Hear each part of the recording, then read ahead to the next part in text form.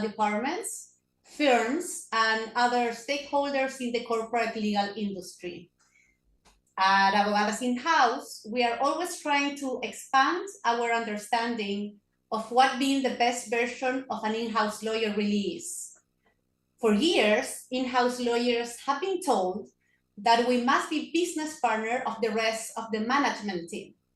And lately, we are being told that we should embrace digital knowledge if we really want to stay competitive. But Peter here has a much deeper understanding of what we need to do to make our career grow. Shift the primary focus from internal to external. And this means from firms and legal departments to clients, and from technology and process to people.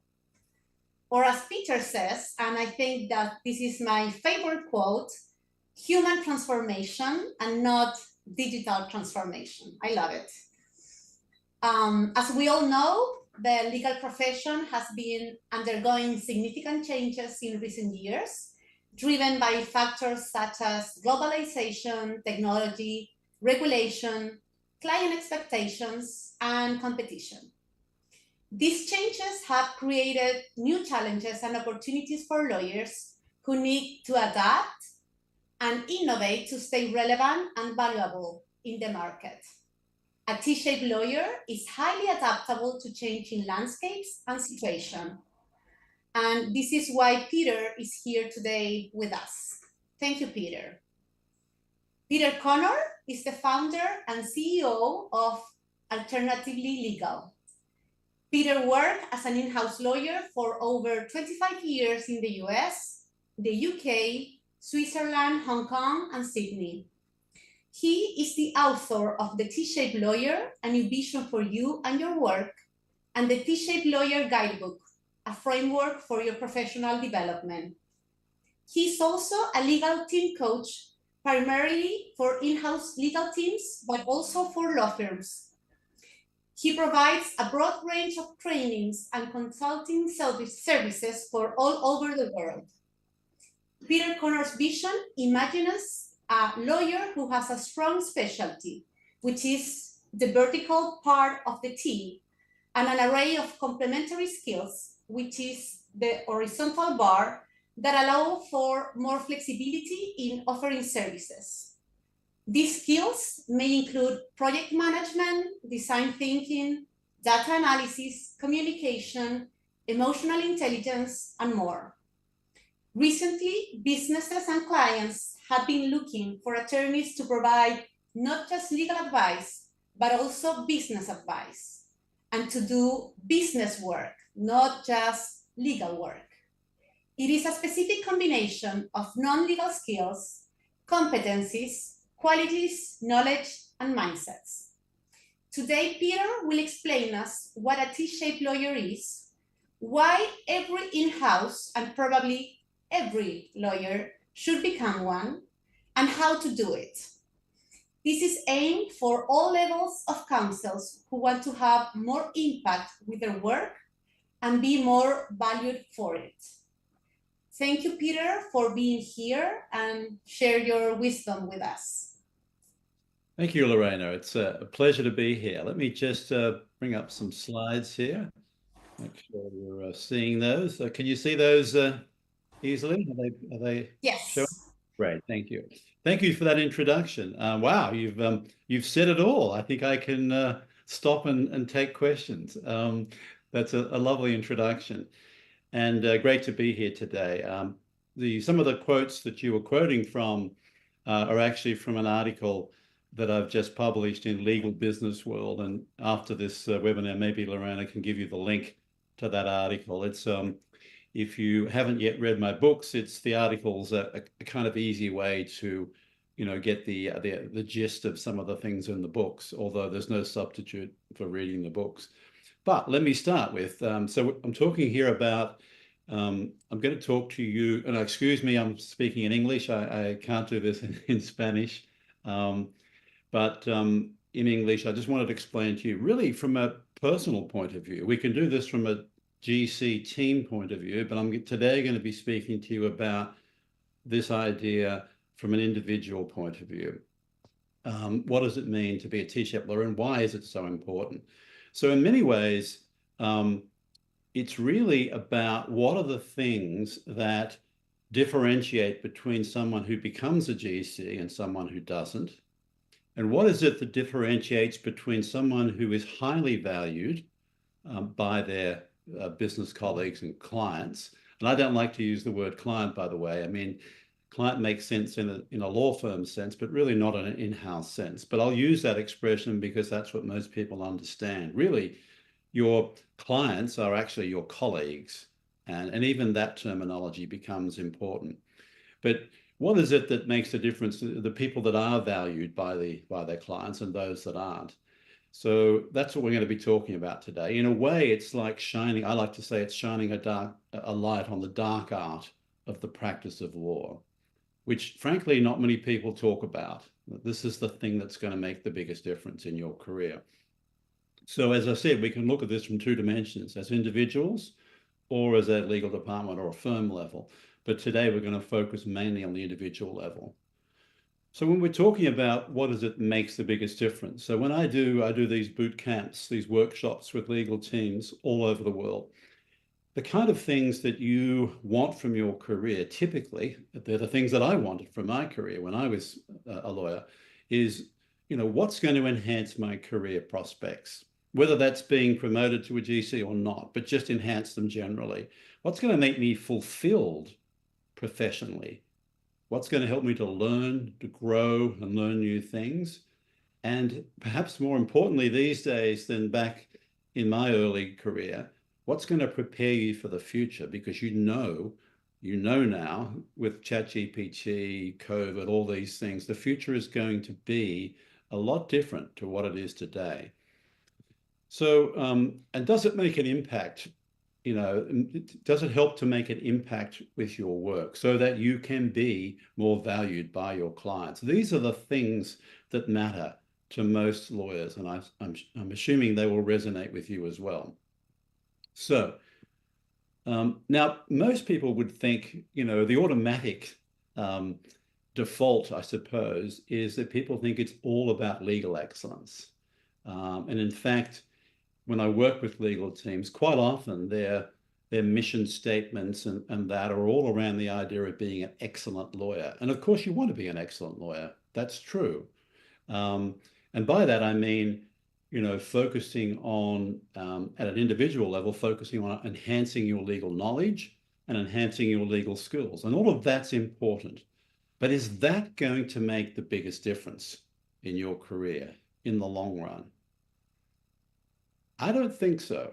And the reason I don't think so is because that's a minimum standard. You need to be a good lawyer. And in-house, in particular, you don't necessarily need to be a great lawyer. You need to be a good lawyer. And I explain in the book the idea of, how good you need to be, what level of excellence you might need. But really, I think in-house lawyers are starting to recognize that it's more than being a lawyer. So here, for example, are some taglines for ACC, the Association of Corporate Counsel, probably the largest in-house association in the world.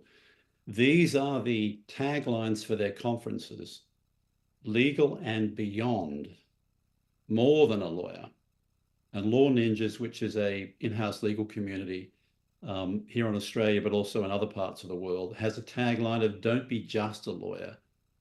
So, I think people are starting to recognize that there is something more than just legal.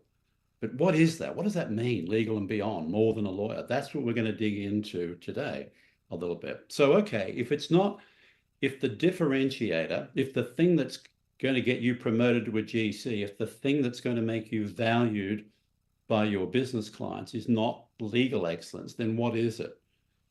Is it technology? Maybe it's technology, right? Everyone's talking about Gen AI and all this stuff. Is that the differentiator? I don't think so. Technology, it's very important, of course, but technology is a means to an end. It's not the end. And it's easy to confuse that and to get confused about that idea. So of course you need to be able to understand how to use it. But more than that, you need to be able to understand how to use technology in new ways, not just for yourself. And we'll touch on that a little bit later. Is it legal design? Is it being courageous, curious, empathy, all these so-called soft skills that people are talking about? Well, they're all important and they all have a part to play, as I'll touch on later. But they're not the differentiator.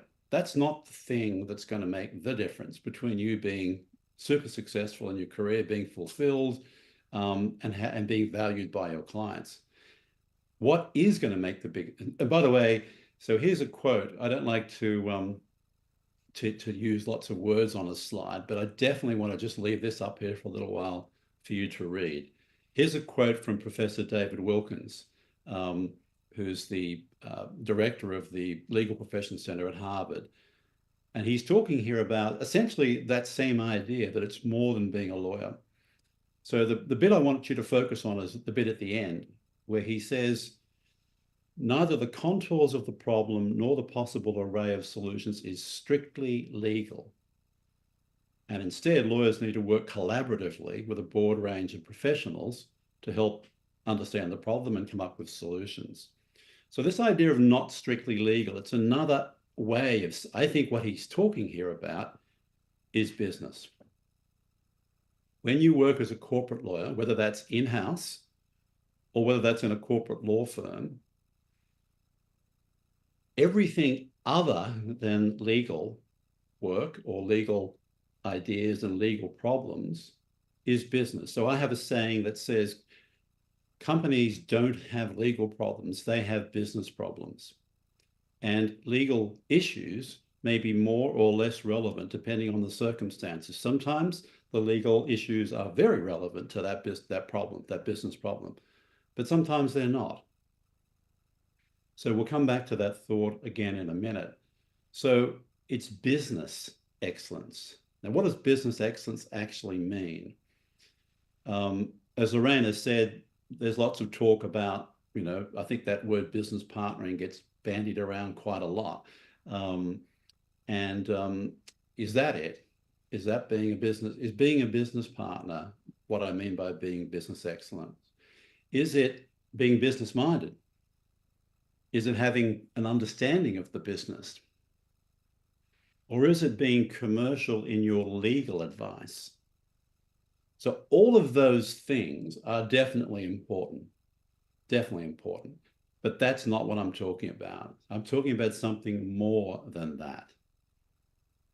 And the other thing is it just about developing a few soft or so-called human skills? No, it's more than that. By the way, this was a graphic from an article I wrote about 10 years ago. I was the first, along with another lady in the US, a research institute, a person working at a university, to apply the T-shaped professional concept to lawyers. And this is a graphic from that article. And then we were focusing mostly on, different non-legal skills, so-called non-traditional skills. And that's important, as I'll explain in a minute. But I've realized since then that it's more than that. So to put it this way, what most lawyers are now, starting to realize that, yes, you need to be a business partner, you need to be business minded, all of those things.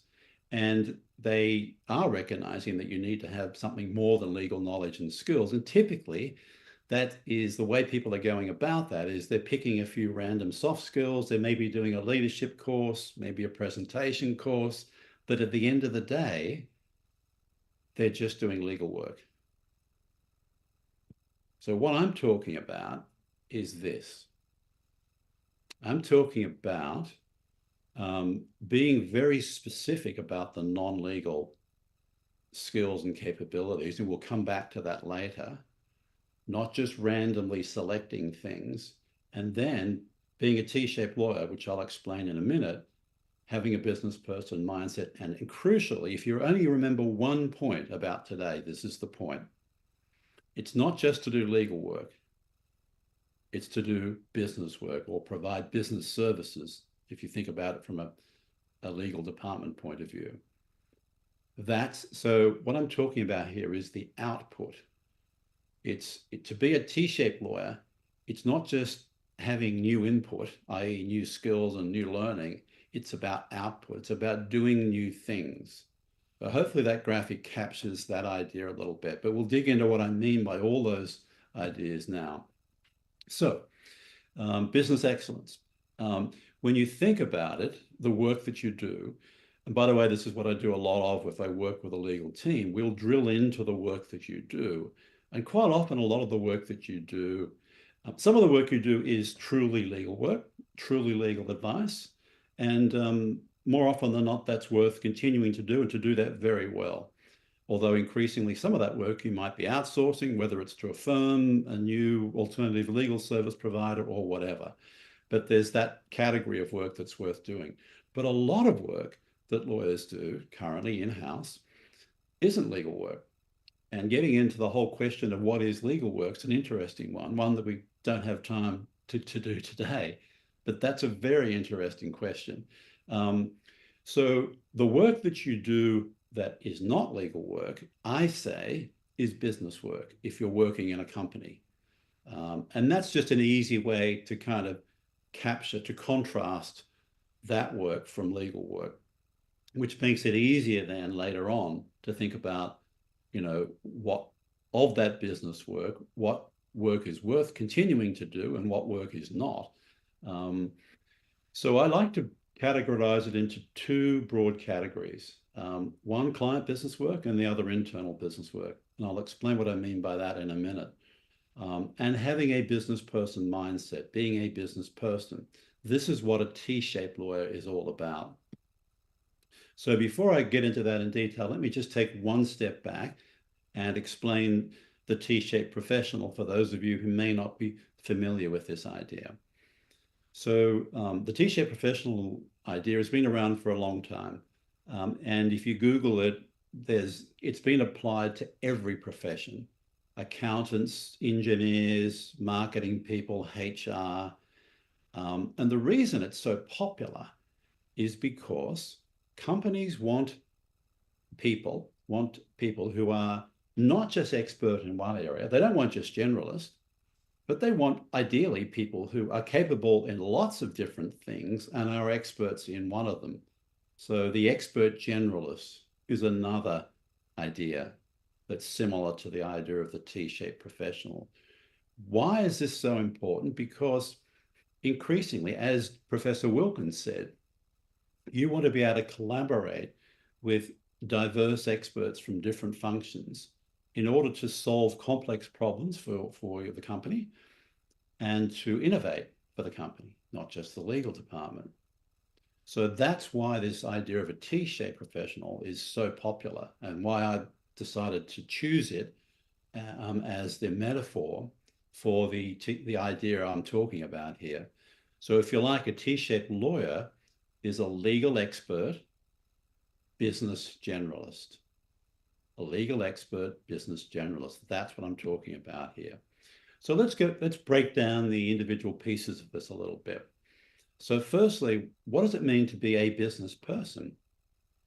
And I use the business person mindset here to, if you're familiar with the growth mindset, Carol Dweck's growth mindset, this is a similar idea. The growth mindset contrasts with a fixed mindset. A business person mindset contrasts with just a lawyer mindset. So it's more than being business minded, as I said before, and it's more than having business acumen. It's about thinking of yourself as a business person, not just a lawyer. And it's about thinking like a business person, not just like a lawyer. So, and the specifics of that are all spelled out in that book, the first book, where I give you some ideas about the difference. And you can actually I have a way of assessing this. So when I work with a legal team, we do assessments of everyone on the team. And you can assess, do you have a business person mindset or you're not? And the good news is, if you don't, then there are things you can do to adopt a business person mindset. And this, by the way, is absolutely critical. As Carol Dweck says, mindsets are the psychological basis for reskilling. If you don't have the right mindset, then you can spend a lot of time learning new skills, but it won't actually really help you much. It won't translate into output that's going to be more effective and more impactful. So this is really critical stuff. Okay, so that's being a business person. Let's get into these ideas of these two categories of work: internal business work and client business work. Firstly, internal business work. So for a legal department, this is what we now call legal ops, legal operations work. And in larger legal departments, I'm not sure if this trend is also true in Chile and other parts of Latin America, but certainly in the US and in Europe and in parts of Asia, legal teams are hiring dedicated legal operations specialists to do this. But in other departments, this work gets done by spread around the legal department.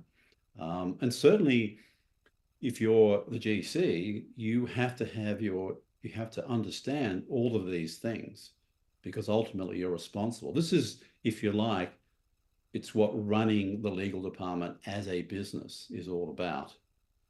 It's all these business aspects of running a legal department: financial management, vendor management, technology deployment, people, hiring people, developing people, all that sort of stuff. So it's very important for, obviously, GCs and anyone who aspires to be a GC. If you aspire to be in a senior role, you got to understand this stuff. And more than that, as I say in the book, you've got to, even at a junior level, you've got to know about these things and support them, not necessarily take responsibility for them, but get involved. Think about, how can I move the needle for the legal department over and above just doing my tasks? So this internal business work is important, but there's one thing about it.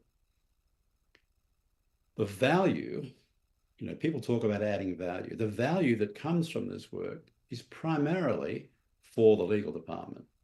The primary beneficiary of internal business work is the legal department, not the client. The client may benefit indirectly and to some extent if you do this well, but let's be honest, this is primarily for the benefit of the legal department.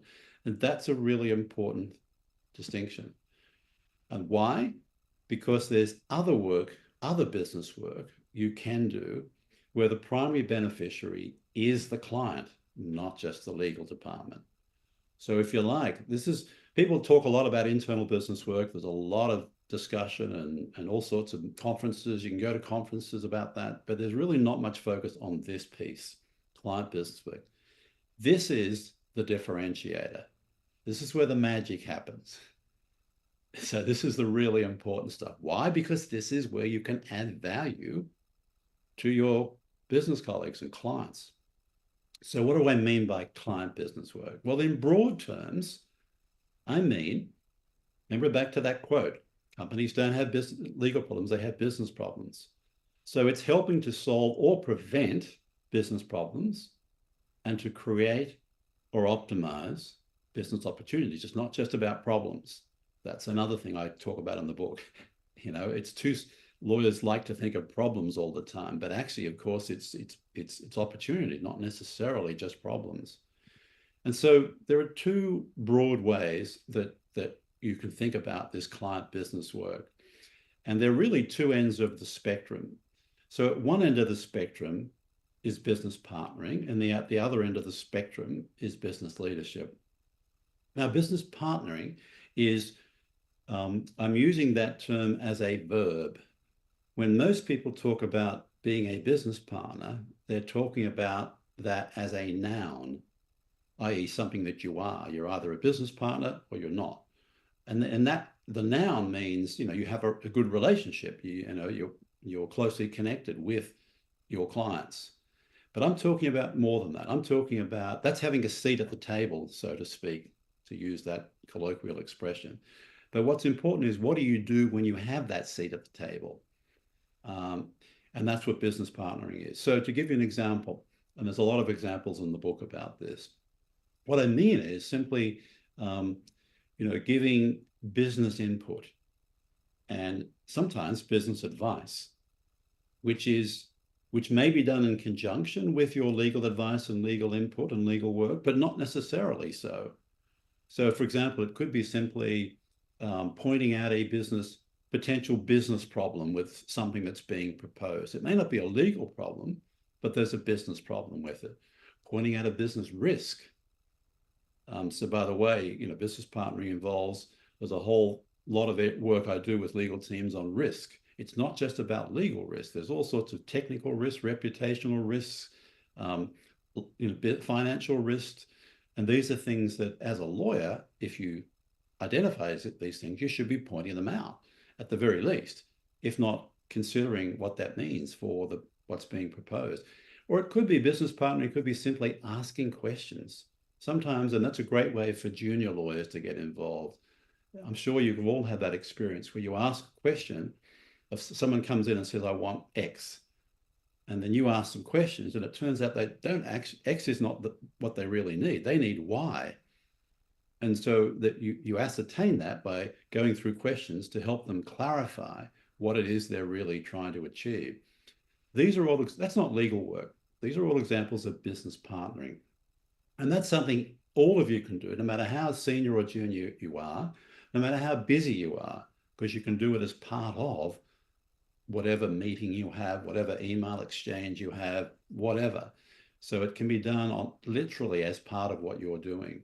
So that's business partnering. At the other end of the spectrum is business leadership.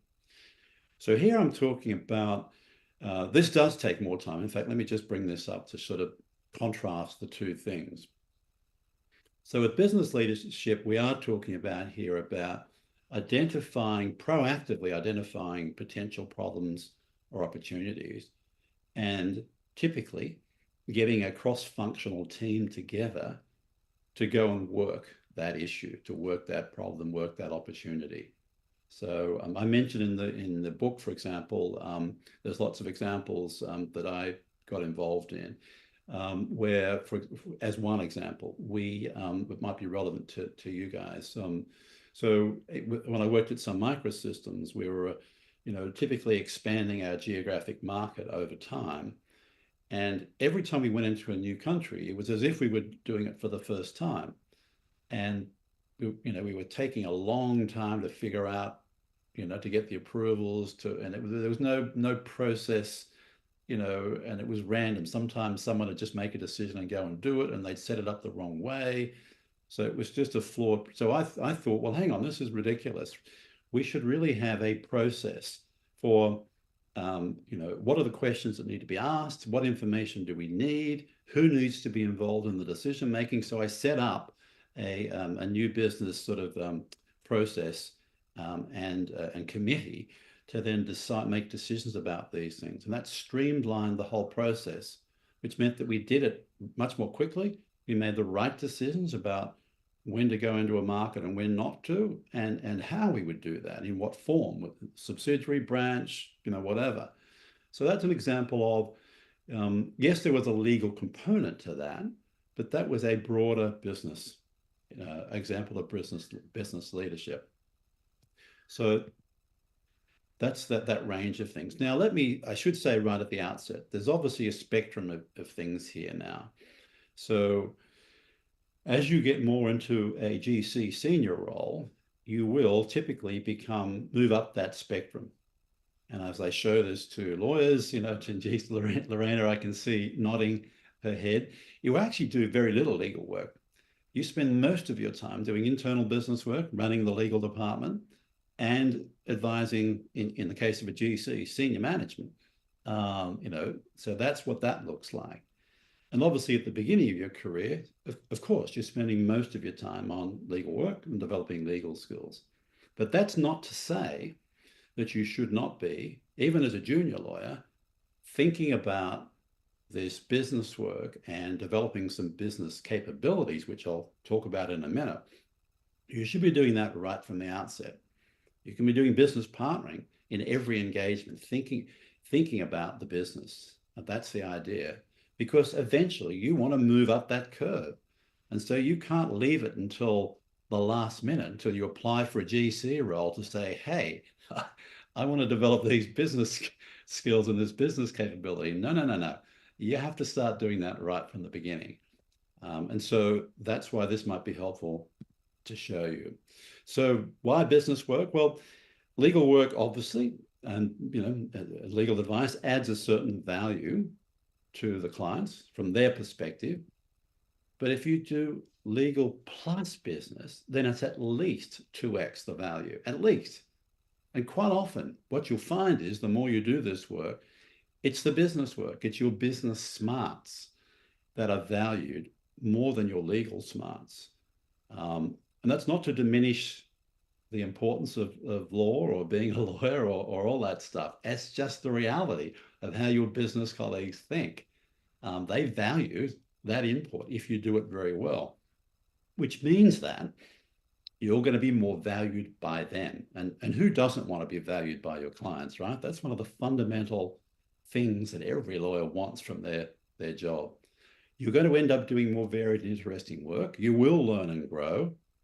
And people talk about thriving. This gives you the chance to realize your full potential.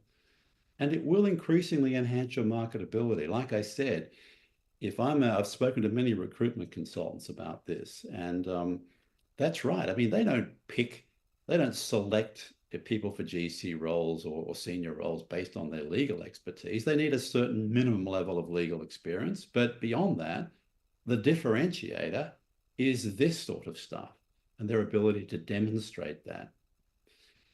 And it's important, this business work's important for the future and for adapting, as I'll talk about in the next few slides. But before I do that, I didn't know if the word trusted advisor is something that you use much, you're familiar with or is used, in legal speak in Latin America, but it's certainly something that a lot of lawyers, in other parts of the world like to think of themselves as being a trusted advisor. So to be a trusted advisor, there's a book that I reference in my books called, it's the definitive work on what a trusted advisor means by David Meister. And they make it crystal clear that the way you become a trusted advisor is not through your expertise, as you can see from that graph from the book on the right. That's not how you become a trusted advisor. You become a trusted advisor by moving up the chain and by increasing the breadth of your involvement in business issues. That's how you become a trusted advisor. So if you want to become a trusted advisor, then you definitely have to focus more on this business work. But back to those two ideas of adapting your work. So we know that with ChatGPT and other Gen AI applications, that you're all very busy, I'm sure, but the type of work that you will be doing, whether you work in-house or in law firms, is starting to shrink. In other words, some of that work can be done by technology. We know that. That's not a question anymore. And we also know that that's going to continually increase. It's not like everyone's going to say, okay, that's enough. We're going to stop doing this anymore. That capability, as Richard Susskind says, of increasingly capable machines encroaching relentlessly on the tasks that lawyers do is going to continue. And, to some extent, that's a good thing. That's what most legal departments are struggling to cope with workloads. So one of the things I do with a legal team is what I call work rationalization, where we literally look at the work you do and we try and find ways to sort of free up time for you, amongst other many benefits of work rationalization. So, and that's so that you can cope with workloads. But more than just coping with workloads, this trend of leveraging Gen AI is one of the options. There's many other options than using technology to decrease the stuff that you do. So get out of doing, there's a lot of work that you do, including some business work that you might do, that is not worth doing. And freeing yourself up to do more of the work that really does matter. And that's certain types of, client business work that I'm talking about earlier, and supporting internal business work. And then the other thing is that, and this is where the article that was published yesterday, I talk about this a little bit in that article, which is to think about where the puck is going. This is a Canadian ice hockey analogy. So you may have heard of Wayne Gretzky, a famous ice hockey player, said, good players play to where the puck is. Great players play to where the puck is going. So when you're thinking about your careers, and if you're GCs and you're thinking about, the legal department, you've got to be thinking about not just about the present, you've got to be thinking about the future. And the future, as we just said, is clearly changing. So no one can predict what that future is. But the beauty of business work is that almost certainly it increases your options and gives you more possibilities beyond just staying in a very narrow legal box.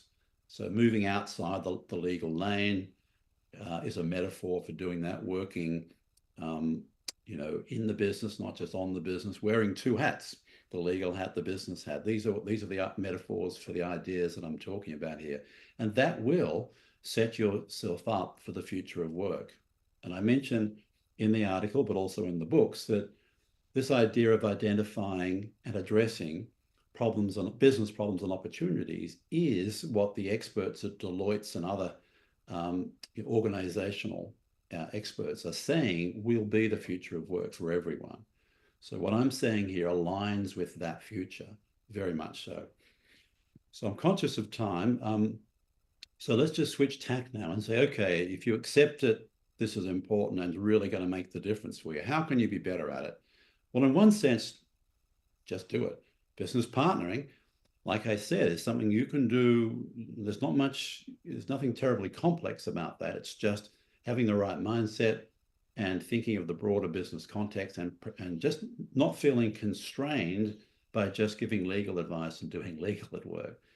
But if you want to be really good at it, then you do need to, it will be very helpful to have, a range of non-legal skills and other things. So most people, as I mentioned earlier, if you read and follow this, talk about skills.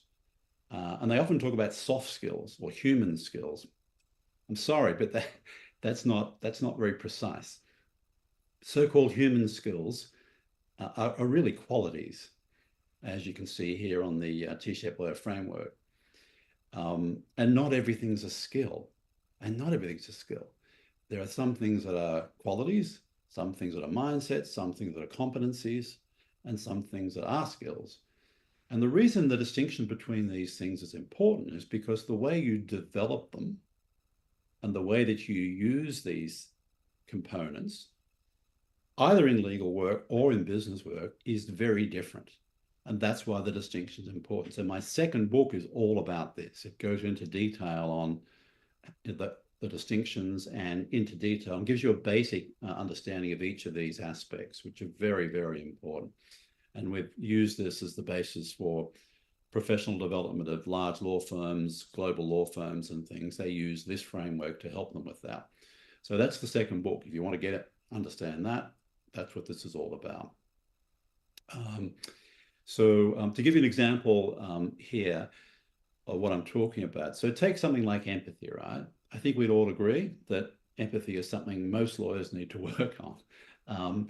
And it's an important quality, a very important quality. However, if you just spend time developing your empathy and nothing else, then frankly, in a corporate legal context, as opposed to if you're working in criminal law or, working with, in family law or these sorts of areas, the impact of developing your empathy, if that's all you're doing, is probably going to be relatively limited in a corporate legal context. It might make you a better manager of people, but in terms of the impact on your work with clients, the impact's going to be relatively minimal. However, if you combine that with, let's say, design thinking, one of the skills, which, by the way, is an incredibly powerful skill. Not something you use all the time, but if you understand how it works, it can be a very powerful thing in some situations, particularly to solve so-called wicked or very complex problems. And so if you combine, their empathy is critical. You have to put yourself on the shoes of the user, which is typically the client. And if you combine that with knowledge of the client, of your business colleagues, and I'm not just talking broad knowledge about the business of the company and, the annual report. I'm talking about specific knowledge, what I call micro knowledge about the clients, about the colleagues. What do they do? What are their challenges in their work? How can you help them? And how can you turn things around for them? So the combination of empathy, a business person mindset, empathy, client knowledge, and design thinking, when used in combination, is an incredibly powerful thing. But you need to understand how they all work together, and the way you develop those things is different. So that's an example of what I'm talking about. Okay, so we've switched quickly now to, we'll be talking about individuals. Now, just for a minute, I'll touch on, so what does all this mean if you're a leader of a GC and leader of a team? Well, if you buy into that idea, the idea that I'm talking about, then that concept can literally impact every aspect of a legal department. It starts with the vision and mission, which, by the way, typically most legal departments don't have. They either don't have one, or they just adopt the corporate vision and mission statement, which is ridiculous, because there's no way that what you do and what you want to be corresponds exactly with what the company does. I mean, the company sells products or provides services, business to their customers. You do something different. So it makes no sense to try and just take that vision and mission and say, help them do that. So there's ways you should embody that T-shaped lawyer thing into your vision and mission, and that impacts your strategic initiatives. And then your goals and metrics. It impacts everything to do with people, as I just mentioned, with the T-shaped lawyer framework. So that framework is not just for training and professional development, it's for hiring. When you're hiring, what are the people you want to have on the team? How do you reward them? How do you recognize them? So there's all that stuff. It impacts even the name of your, that's why I call it the T-shaped team framework, not the T-shaped legal department framework. So you want to think, your value proposition, the work that you do, the services and products that you offer. So it may be no longer just about services. Can you, as a legal team, as a T-shaped team, what products might you offer to your clients? For example, self-help technology products that can give clients the information they need without necessarily going through you. And I touched on that in this article that I published today. And it impacts tech. So it's not just about using technology for yourself to make you more efficient. It's about, can technology be used, as I just mentioned, to provide clients with the information, documents, and guidance they need without necessarily going through you, so that you can be freed up to do more of this other work, this business work. So that's, and as I say, that's explained in this article that Lorena can share with you after the webinar. So it can really impact everything. And I have a similar thing for firms, for those of you who are working in law firms as well. Just quickly on law firms. So, I helped KPMG, for example, in Australia, set up their so-called, legal operations and transformation services business. And it's now a global business. And that's a separate business to what the lawyers do. So law firms are getting this. They're still calling it legal services, but really that's business. That's business work. That's business services. But it's separate. And so unfortunately, a lot of the lawyers working in the firm or, the big four are still just going about their work in the old traditional way.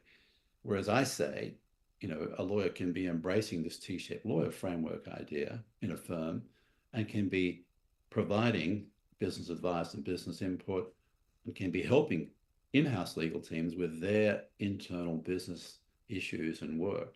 So there's lots that lawyers can do to change the way they work in a firm as well, to adopt this idea. So I'm conscious of time. I want to leave some time for Q&A. But if you want to know more, get in touch with me. These books are available on Amazon or Apple Books. I think in Chile you can get it, the ebook on Apple Books. Is that right, Lorena? Yeah, she's nodding. How Yes. about that? Thank you.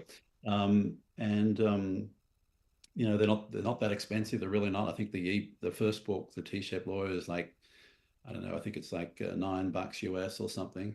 So I priced it pretty competitively. Or if you want to get a taste of this, just check the article out that I wrote that will give you an overview, a high-level overview of some of this stuff. So with that, I thought I'll stop. That's a pretty whirlwind tour. I know there's a lot to digest there. Do we have any questions, Lorena? Yes, we do. Peter, it is very common to hear the complaint, and I know that you have addressed this before, from lawyers who work in-house, that their business colleagues do not appreciate the work that they do. What are your thoughts about that? Right, great. Yeah, so that's what I mentioned earlier. And you hear that, and I hear that all the time when I do work with legal teams. This is a common complaint. Mm-hmm. So quite often the typical reaction from the lawyer is they just don't understand what we do and the value we provide. And so a lot of more progressive legal teams are trying to spell out the value of what they provide. And that's good. I have nothing against that. But surely, if you get that sort of feedback, that should be the question in your mind should be, well, maybe what I'm doing isn't actually that valuable or as valuable as other things I could be doing from the perspective of the client. So how do you address that issue? Frankly, by doing new things, by focusing more on business work, client business work. So that's the thing. If you do that, if you put more emphasis, I don't mean stop completely doing everything you're doing, but shift from up that spectrum and focus more on client business work, business partnering, business leadership. They're the things that clients are going to really value. And I say that from personal experience. I just know that to be true. And it's not, I haven't read it in a book or, come up with this in the laboratory. This is real world stuff. So if you want to be valued more by your business colleagues, it's not just about spelling out the value of what you currently do, and that you can do that and you should do that. But more importantly, changing what you do to do new things that will be more valued by them. And that's client business work. But don't you think that there is a lot of work that is like legal housekeeping work that other departments may not be aware of or that may not understand, and that it may be also the explanation for that assessment? That's true. They may not appreciate that. So there's no doubt there's a part of your role that you need to, make them aware of that. And part of that can go with enhancing their legal awareness and their legal astuteness. But I think that is, honestly, if you just spend your entire time trying to convince your clients that what you do is really important, you're not going to get very far. I'm sorry, you're not. So do that by all means. And there is a lot of work that you've got to do. Well, actually, there's a lot of things that have to get done. Whether you as a legal team have to do them is another question. That's what I mean by this work rationalization. You have to look at that very carefully. Because if you're spending a lot of time on doing things that you say have to be done, well, maybe you don't. Maybe you can outsource that stuff. Maybe, or if you don't have the budget, maybe this is where I'm saying, look at technology solutions, self-help stuff. Are there other ways that those things can get done that don't necessarily involve your time so that you can free up time to do more of the things that clients will definitely value more? That's what I'm saying. Thank you.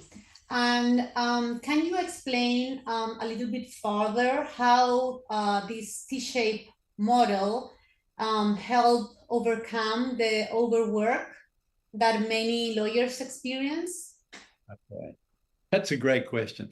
Because you might be thinking, well, hang on, Peter's saying let's do more of this stuff. It's true. That's the T-shaped lawyer is focused more on what you could do more of. So the what you can do less of is the work rationalization that I was talking about earlier. Now, we didn't get into that in detail, but I posted recently on LinkedIn about that. It's mentioned in the books. So really, it's a separate thing, but they go hand in hand. So you have to, in brief, because I spend, I do one-day workshops on this, but in brief, it's the idea of looking at what you do, actually, firstly, categorizing the different types of work that you do, tracking the time that you spend doing those things, which, by the way, ends up with all sorts of surprises. You think, well, really, am I spending that much time reviewing advertising copy? Ooh, or doing NDAs or doing, whatever. So categorizing, tracking, and then analyzing the work that you do and say, okay, and there's ways to do this. This is what I do in the boot camps where we go into analysis of, is this the sort of work that you should be doing or not? And are there other ways? Can you change the work that you do to free up time? I call it a bottoms up work change plan. So you need, every legal team should have a process. I call mine work rationalization, which you do on a regular basis at least once a year, where you analyze the work that you're doing and you come up with changes. In some cases, it may be no change. You may say, I want to keep doing that. But the objective of that exercise is to come up with lots of changes. And there's at least 8 different types of changes you can make, from continuing to do it to stop doing it altogether. And then you want to, and then you sort of identify these changes. You then come up with this bottoms up work change plan, which is a phased plan that says, in the next 3 months, I'm going to make these changes because they're relatively easy to make. These other ones require a bit of technology development or whatever. And so you come up with a plan and then you implement that plan. So that's how you solve for the work overload issue. Yes, it's not by being, but the reason why the T-shaped lawyer thing is important is because if you just work on work rationalization, then that's just a survival strategy. That's not a thriving strategy. The two have to go hand in hand. And that what I find in experience is lawyers are more likely to give up doing things if they have an idea of what they could be doing instead, particularly if that is more interesting and more impactful. So the two go hand in hand, but they are two separate things. Great question. The last one, because we are almost on time, is you said a lot about developing our non-legal skills or capabilities.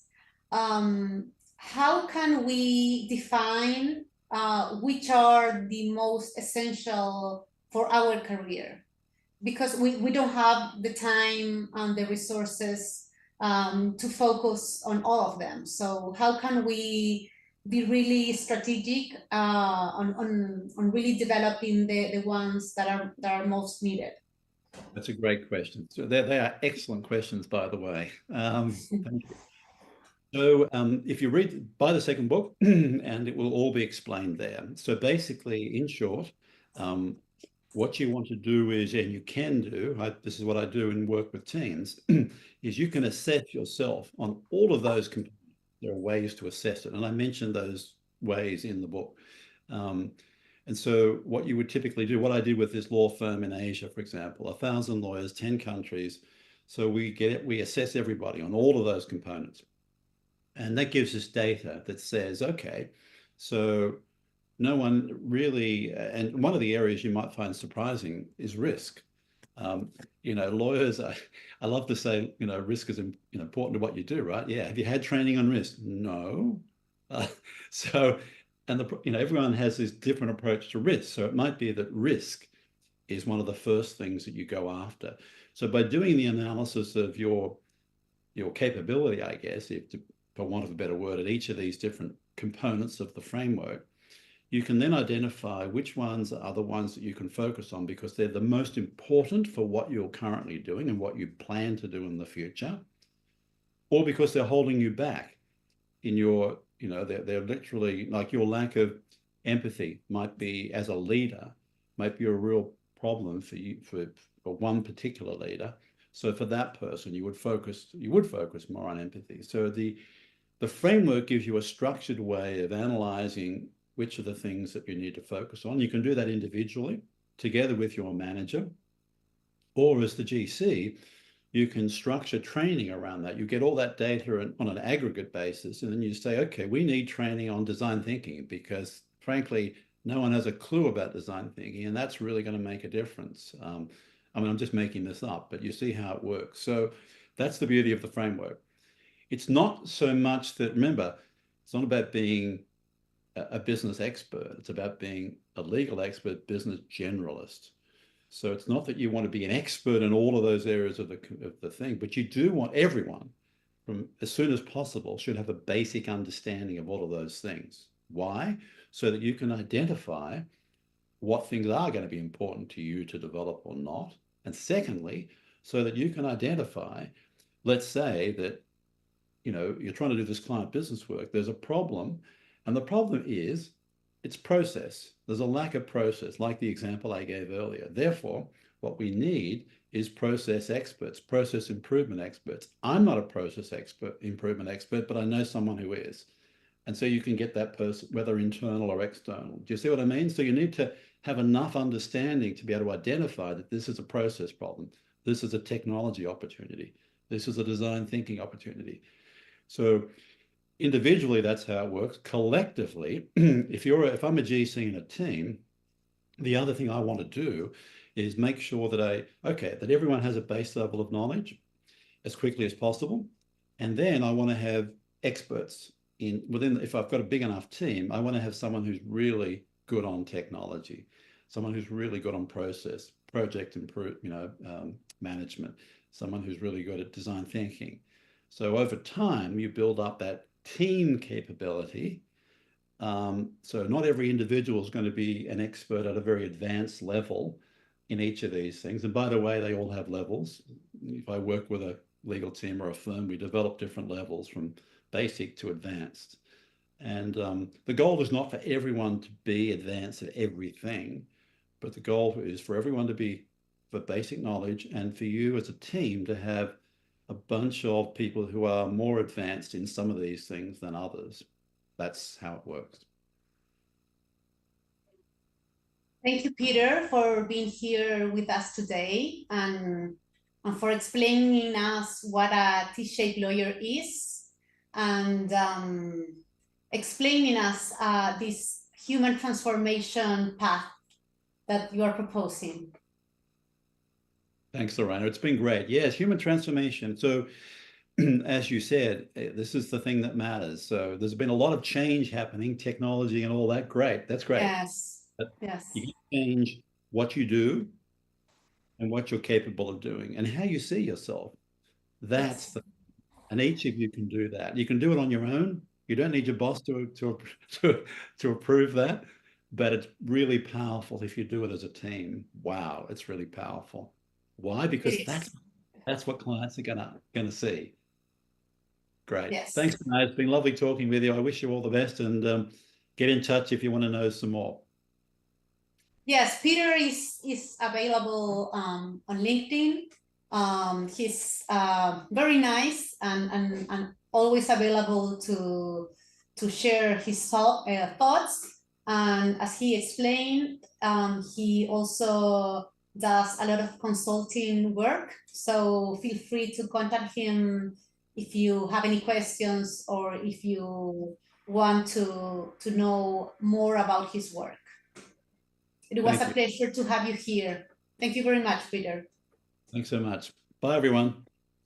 Bye-bye.